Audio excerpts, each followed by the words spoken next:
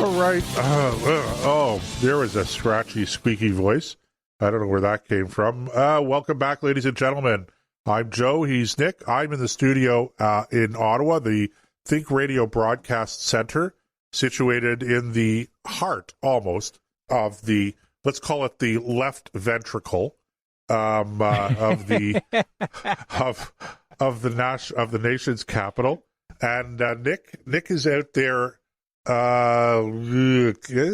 Bunker K. I'm in the right ventricle. No, that I'm wouldn't over in be the right fair. ventricle.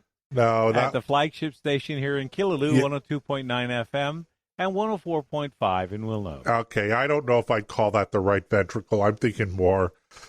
I don't know. Well, you're talking about the heart.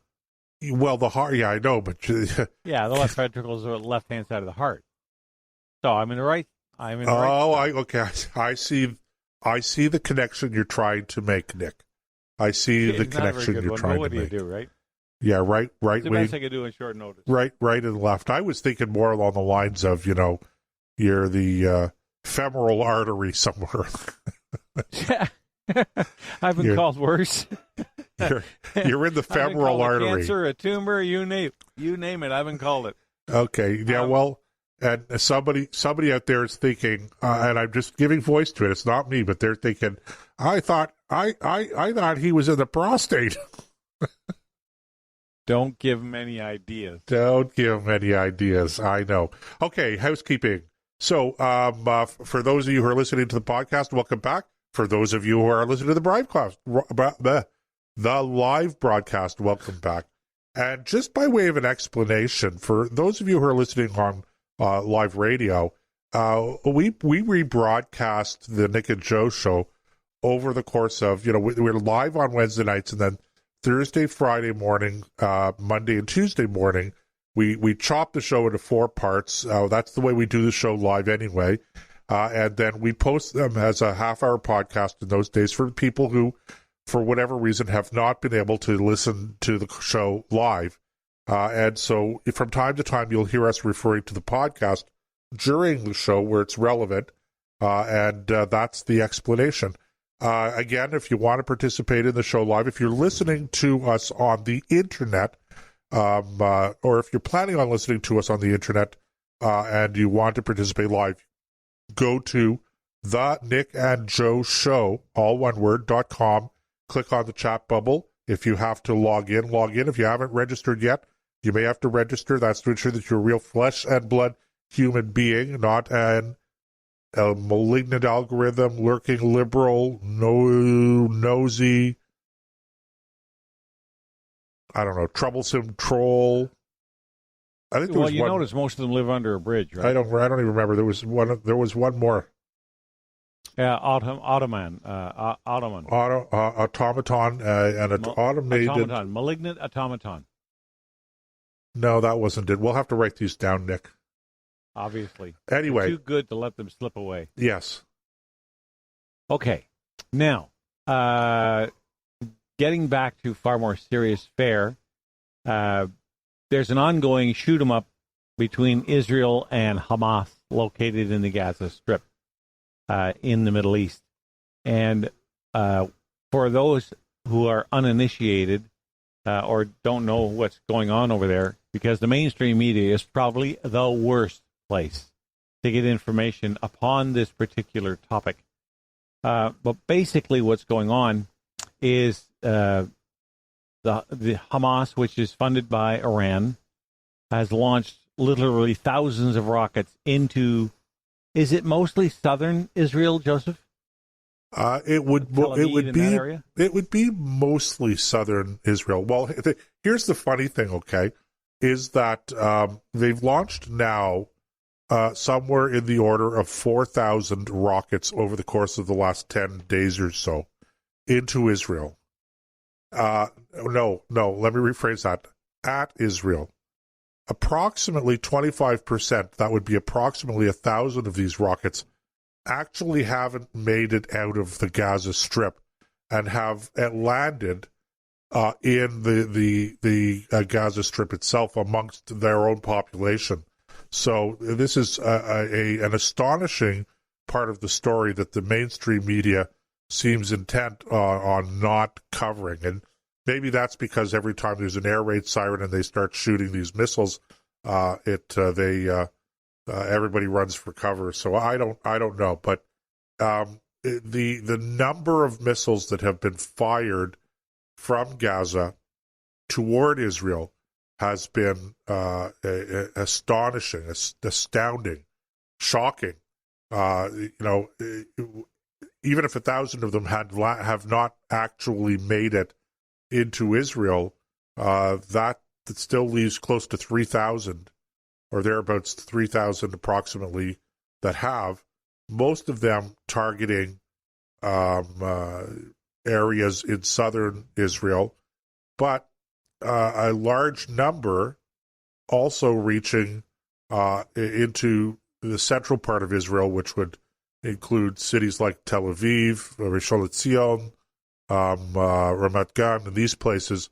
And of course, these are all population centers. There's no whatsoever attempt by Hamas to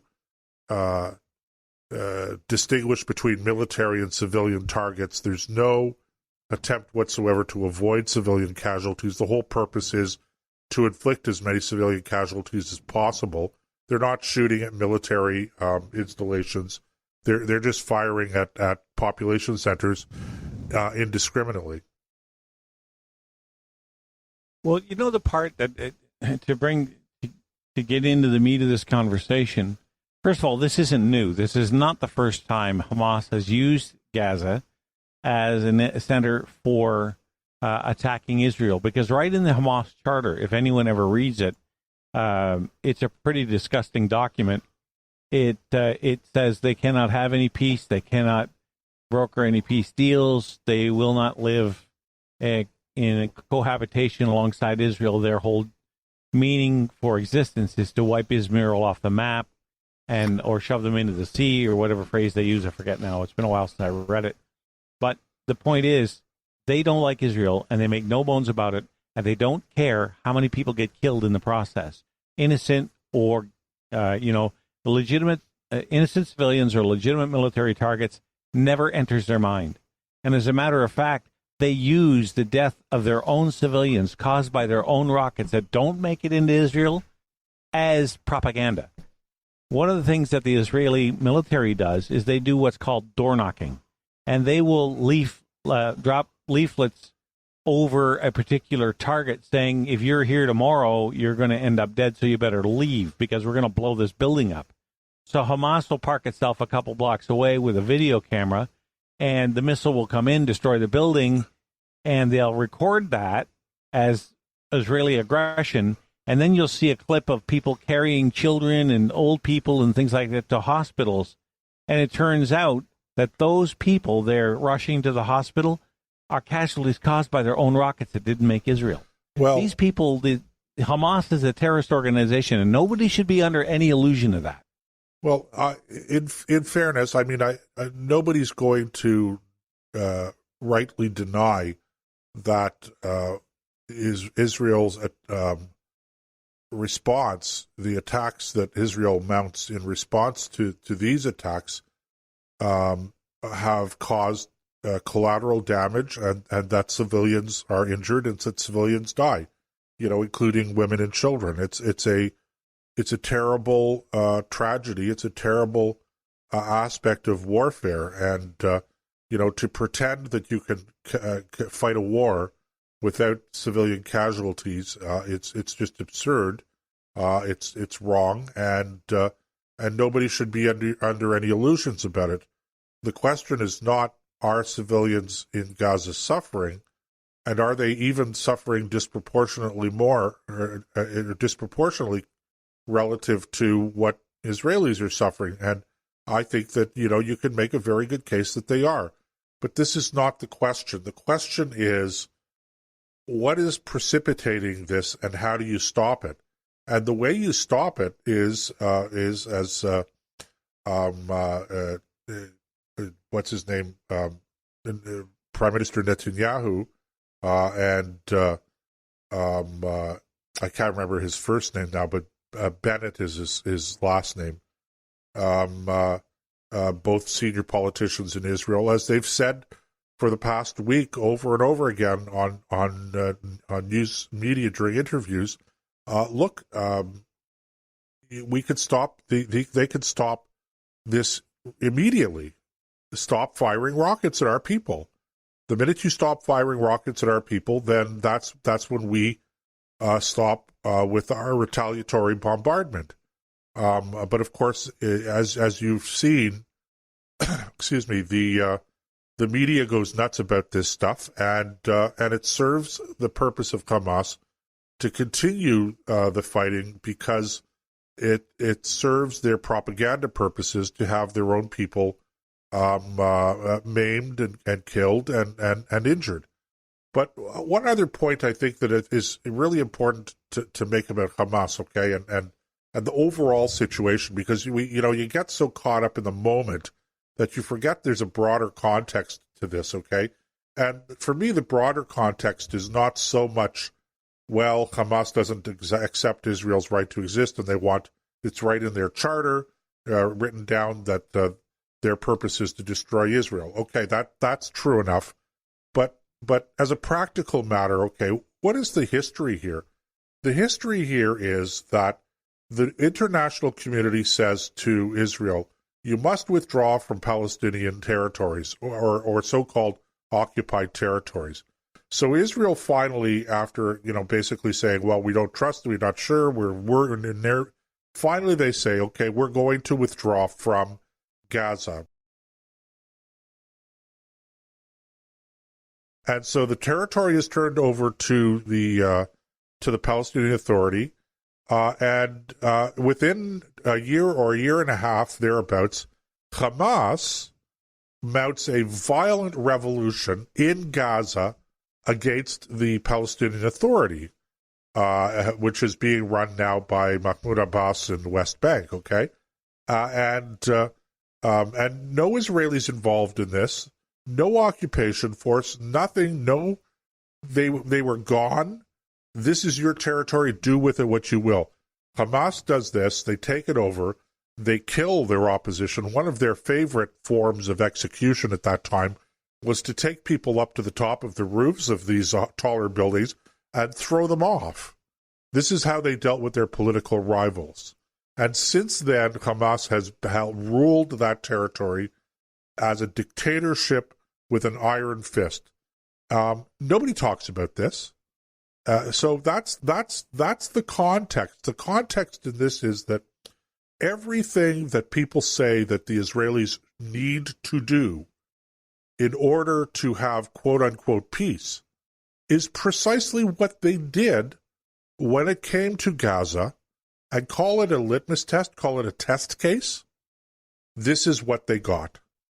And so Mr. Bennett was on, I saw him on television today, and he was, when someone from Al Jazeera was challenging him, saying, well, maybe you should end the occupation, of course, referring to the territories, Sumerian, Judea and Samaria, or what is commonly known as the West Bank. Very small territory, by the way, very small geographical territory. But this Al Jazeera reporter was saying, well, why did you do this? And he said, well, there's no Israeli that's going to agree to do that after what we're seeing from Gaza for the last now 15 years. It's just not going to happen. So, we can get into what precipitated the latest round of violence. Were there misunderstandings? Were there agents provocateurs and these things, perhaps? But the bottom line is this. These guys are not interested in peace. And at some point in time, the Israeli government has to say,